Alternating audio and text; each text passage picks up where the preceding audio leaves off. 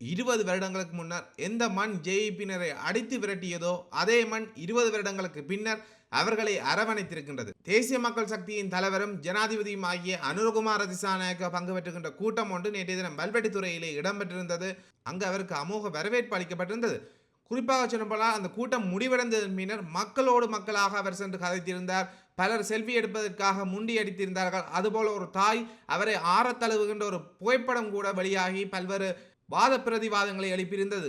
2004ஆம் ஆண்டு வல்வெட்டித்துறைக்கு விஜயம் மேற்கொண்ட அப்போதைய பிரதமர் மஹிந்த ராஜபக்ச மற்றும் ஜேவிபியினுடைய முக்கியஸ்தர்கள் உட்பட பலர் அந்த மண்ணில் இருந்து அடித்து விரட்டப்பட்டிருந்தார்கள். குறிப்பாக விமல் வீரவன்ச எல்லாம் தாக்கப்பட்டிருந்ததாக அப்போதைய செய்திகள் வெளிவந்திருந்தன. அதே மண்ணிலே 20 வருடங்கள் கழித்து இன்று ஜேவிபியினுடைய மாற்று கட்சியாக இருக்கக்கூடிய அனுரகுமார திசாநாயக்க அவர்களுடைய கூட்டம் இடம்பெற்றிருக்கின்றது. பலத்த கரகோஷங்களுக்கு மத்தியிலே அவர் தன்னுடைய உரையை நிகழ்த்தி சென்றிருக்கின்றார்.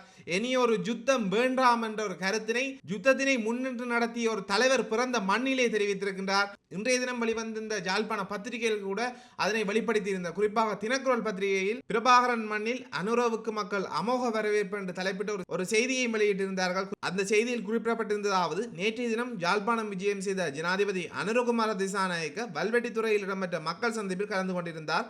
இதன்போது வல்வெட்டித்துறைக்கு சென்ற ஜனாதிபதியை மக்கள் பெருந்திரளாக அமோகமாக கூடி வரவேற்றனர் என்று அந்த செய்தி காணப்படுகின்றது. 2004ஆம் ஆண்டு மஹிந்த ராஜபக்ச உட்பட பலர் அடித்து விரட்டப்பட்டதிலிருந்து அந்த மண்ணிலே ஒரு தென்னிலங்கை கட்சி சென்று எந்த ஒரு பாரிய கூட்டங்களை நடத்திய வரலாறு இல்லை. இந்த வரலாறுகள் எல்லாம் உடைத்து ஜனாதிபதி அனுரகுமார திசாநாயக்க தலைமையிலான தேசிய மக்கள் சக்தியினுடைய கூட்டம் இடம்பெற்றிருக்கின்றது. பெருந்திரளான மக்கள் கலந்து கொண்டார்கள். அவர்கள் தங்களுடைய அன்பை வெளிப்படுத்தி இருந்தார்கள். குறிப்பாக சொல்லப்போனால் ஜனாதிபதி மக்களுக்கு அருகிலே நின்றார். ஒரு ஜனாதிபதியோடு ஒரு நிமிடத்தை செலவழித்தது கூறலாம். அந்த அளவுக்கு அவர் அந்த மக்களோடு மக்களாக அருகிலே நின்று கதைத்திருந்தார். பலரோடு அன்பை பரிமாறியிருந்தார். அவருக்கு நினைவு பரிசுகள் எல்லாம் வழங்கப்பட்டிருந்தன. ஒரு தாய் ஆறத்தழுவி அந்த புகைப்படம் சமூக வலைத்தளங்களே பாரிய கருத்துருவாக்கங்களை உருவாக்கி இருக்கின்றது. தென்னிலங்கையிலேயும் இது ஒரு பாரிய மாற்றத்தை ஏற்படுத்தும் என்று கூறி சொல்லலாம். ஜனாதிபதியை யாழ்ப்பாண மக்கள் எவ்வளவு தூரம் விரும்பி இருக்கிறார்கள் என்ற செய்தியை காட்டுவதற்கு அந்த புகைப்படம் ஒரு சான்றாக அமையும் என்றும் பல்வேறு கருத்துக்கள் எல்லாம் விலகி வருகின்றது. வல்வெட்டித்துறை மக்கள் ஜனாதிபதியை எப்படி வரவேற்றிருக்கிறார்கள் என்ற ஒரு காட்சியை தற்போது பார்க்கலாம்.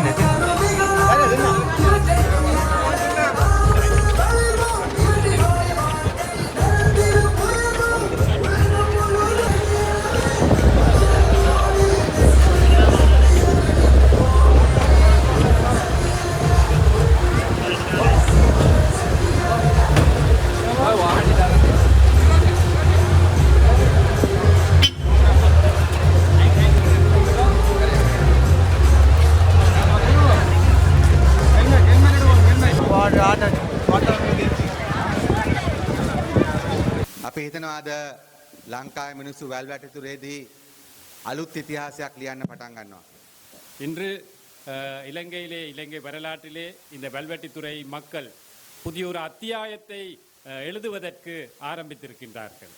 ඒ නිසා අන්නේ අලුත් ඉතිහාසය ලියන්න එකතු වෙච්ච ඔබ සූදනාගෙන්ම මුලින්ම අවසර ඉල්ලා සිටිනවා. அந்த புதிய அத்தியாயத்தை வரலாற்றை எழுதுவதற்கு இங்கு வருகை தந்திருக்கும் உங்கள் அனைவரிடமும் வணக்கம், அனைவருக்கும் வணக்கம் என்று கூறுகின்றார். ඒ වගේම ඔබතුමාලාගෙත් මුළු රටේත් ආදරය දිනාගෙන තිබෙන ආදරණීය අනුර කුමාර දිසානායක සහෝදරයාගෙනුත් ඒ වගේම අපේ රාමලිංගම් චන්ද්‍රසේකරන සහෝදරයා ඇතුළු සියලුම නායකයන්ගෙනුත් අපේ ගෞරවනීය ආගමික නායකයන්ගෙනුත් සියලු දෙනාගේම අවසරයි. அதே போன்று இந்த நாட்டிலே அதிகப்படியான மக்களுடைய உள்ளங்களின் அந்த ஆதரவை வென்றெடுக்கும் எமது நாட்டின் ஜனாதிபதி அன்பார்ந்த அனுரகுமார திசாநாயக தோழர் அவர்களே, அதே போன்று எமது அமைச்சர் கடற்தொழில் நீரியல் அமைச்சர் அன்பார்ந்த ராமலிங்கம் சந்திரசேகர் தோழர் அவர்களே, அதே போன்று எமது கௌரவமிக்க மத தலைவர்கள் அனைவருக்கும், அதே போன்று அரசு துறையிலே இருக்கும் அதிகாரிகள் அனைவருக்கும் வணக்கம் என்று கூறிக்கொள்கின்றார். ඔබතුමාලා දන්නවා පසුගිය සැප්තැම්බර් මාසේ 21 වෙනිදාත් ඒ වගේම නොවැම්බර් මාසේ 14 වෙනිදාත් අපේ රටේ මිනිස්සු අලුතෙන් ඉතිහාසය ලිව්වා. உங்கள் அனைவருக்கும் தெரியும், எமது நாட்டிலே கடந்த செப்டம்பர் 21ஆம் திகதியும் அதன் பின்பு நவம்பர் மாதம் 14ஆம் திகதியும் எமது நாட்டிலே மக்கள் புதிய ஒரு அத்தியாயத்தை எழுதினார்கள், புதிய ஒரு வெற்றியை பெற்றார்கள். අපේ රටේ මිනිස්සු උතුර දකුණ නැගෙනහිර බටහිර ඔක්කොම එකට එකතු කළා. எமது நாட்டு மக்கள் இலங்கையிலே தெற்கு வடக்கு கிழக்கு மேற்கு என்ற அனைத்து பகுதிகளையும் ஒரு இடத்திற்கு ஒரே பிடியிலே எல்லாரும் கை சேர்ந்தார்கள். දෙමළ මුස්ලිම් සිංහල කියන්නේ අපි ඔක්කොම එකයි කියන එක ඇති කළා ඒ දවස් දෙකේදී. அந்த இரு நாட்களிலும் அந்த பருவேறுகளில் எங்களுக்கு விளங்குகின்றது, தமிழ் முஸ்லிம் சிங்களம் என்ற வேறுபாடு இல்லாமல் நாங்கள் அனைவருமே இலங்கையர்கள் என்ற அந்த செய்தியை அந்த வெற்றியின் பின்னாலே இருக்கின்றது.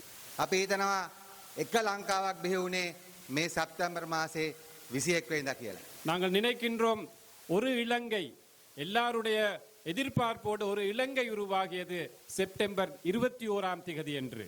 එහෙනම් අද අපේ රටේ සිංහල දෙමළ මුස්ලිම් ජනතාව එකට එකතු වෙලා තිබෙනවා. ஆகவே இன்று எமது நாட்டில் சிங்களம் தமிழ் முஸ்லிம் மக்கள் அனைவருமே ஒன்றாக சேர்ந்திருக்கின்றார்கள். ඒ අනුර කුමාර දිසානායක ජනාධිපති සහෝදරයා සහ දේශීය මක්කල් ශක්ති පක්ෂය වටා அது எமது நாட்டின் ஜனாதிபதி அன்றதோழர் சூழ, அதே போன்று தேசிய மக்கள் சக்தி சூழதான் இந்த மக்கள் அனைவருமே ஒன்றாக கைகோர்த்து நிற்கின்றார்கள். ඒ වගේම ලංකාවේ පුංචි මිනිස්සු අද ඔක්කොම එකට එකතු වෙලා තිබෙනවා. அதே போன்று இலங்கையிலே வாழ்கின்ற சாதாரண மக்கள் அனைவருமே இன்று ஒன்றாக சேர்ந்திருக்கின்றார்கள். මේ වැල්වැටතුරේ ඉන්න පොයින්ට් පේට් වල ඉන්න නැත්තම් කේකේස් වල ඉන්න මිනිස්සු විතරක් නෙමෙයි, හම්බන්තොට ඒ වගේම බදුල්ල නූරැලිය මේ හැම පැත්තම මිනිස්සු අද සාමාන්‍ය පුංචි මිනිස්සු අද එකට කොටලා තියෙනවා එක ලංකාවක් හදලා ඒ ලංකාව ගොඩනගන්න.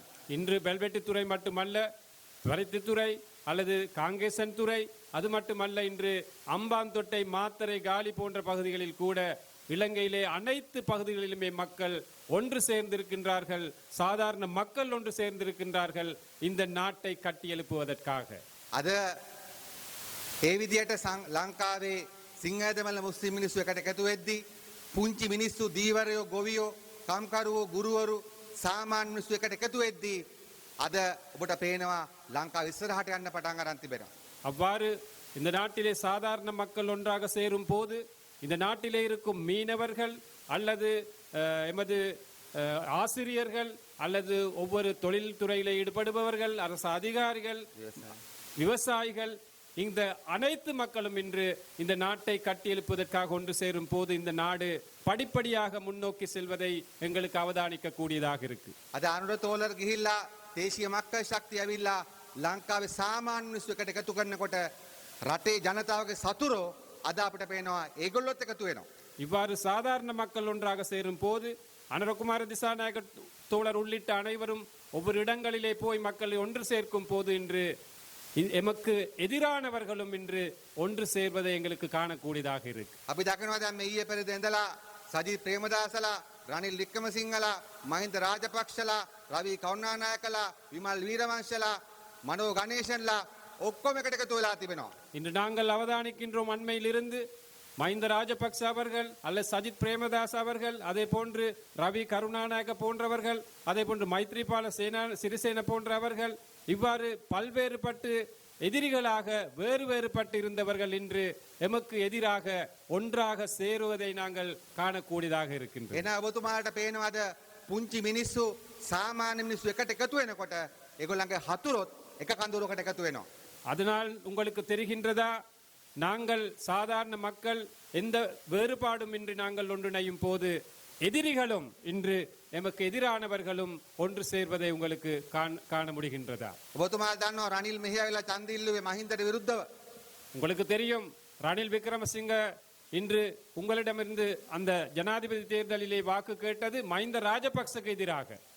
සජිත් ප්‍රේමදාසයි, සුමන්දිරන් මන්ත්‍රීතුමයි, තමිල්ලරසු කච්චි මෙහියවිලා ඡන්ද ඉල්ලුවේ මහින්දට විරුද්ධව. சஜித் பிரேமதாச, அதாவது சுமந்திரம் அந்த எம்பி அவர்களை வைத்துக் கொண்டு இங்கு வந்து வாக்கு கேட்டது ராஜபக்சக்கு அல்லது ரணிலுக்கு எதிராக. ඔබතුමාලා දකිනවා මේ දවස්වල මොකද්ද? ඒ දූෂිත ඒ රට විනාශ කරපු කණ්ඩායම අද එකට එකතු වෙන්න සාකච්ඡා කරමින් තිබෙනවා. ஆகவே உங்களுக்கு எதிராக இருந்தவர்கள், அவர்கள் வெவ்வேறாக இருந்தவர்கள் இன்று ஒன்று சேர்வதற்காக கலந்துரையாடல்கள் செய்து கொண்டு එනම් මේ இருக்கிறார்கள். යාල්පාණම් වල, පරතුරේ පත්තුවල, වැල්වැටිතුරේ ඉන්න අපි ඔක්කොම සාමාන්‍ය පුංචි මිනිස් එකතු වෙලා අපි අදිෂ්ඨාන කරගන්න ඕන කම තිබෙනවා.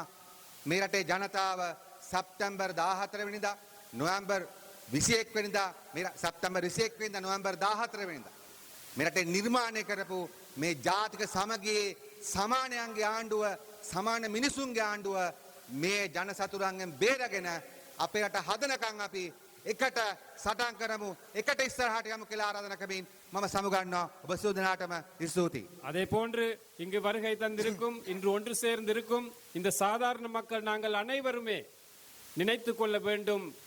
அதாவது எங்களுடைய இந்த வெற்றியை தடுப்பதற்காக, முறிப்பதற்காக இந்த எதிரிகள், இந்த நாட்டை அழித்தவர்கள் ஒன்று சேரும் போது அவர்களுக்கு எதிராக நாங்கள் அனைவருமே கைகோர்த்து ஒன்றாக நின்று இந்த மக்கள் ஆட்சியை பாதுகாக்க வேண்டும் என்ற அந்த தேவையை பூர்த்தி செய்து கொள்ள வேண்டும் என்ற அந்த கோரிக்கையை விடுப்பதுடன் எமது பிமல் தோழருடைய உரையை முடித்துக் கொள்கின்றார். உங்கள் அனைவருக்கும் நன்றி, வணக்கம் என்று கூறிக்கொண்டு